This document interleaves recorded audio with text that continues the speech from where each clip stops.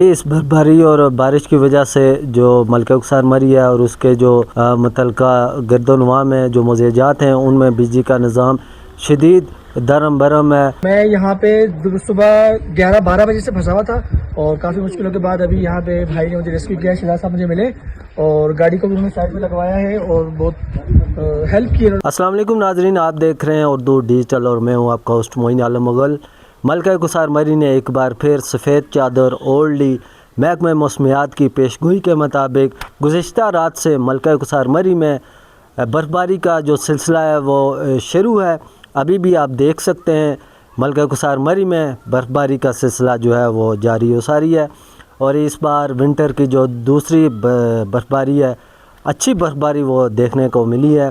اور اس کے ساتھ ساتھ اگر بات کی جائے تو سیاحوں کی ایک بہت بڑی تعداد ملکہ کوثر مری میں موجود ہے، اور ساتھ ساتھ سیاحوں کی آمد کا سلسلہ جو ہے وہ جاری و ساری ہے۔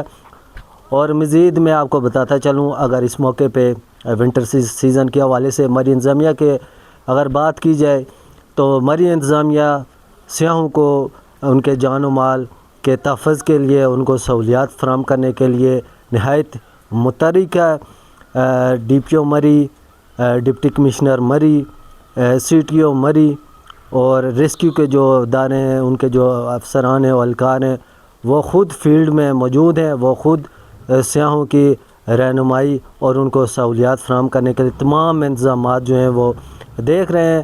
اور اس کے علاوہ میں مزید آپ کو بتاتا چلوں، محکمہ موسمیات نے آنے والے تین چار دنوں میں مزید جو ہے برفباری اور جو بارشوں کا سلسلہ ہے اس کے حوالے سے یہ جاری رہنے کی آگاہی دی ہے۔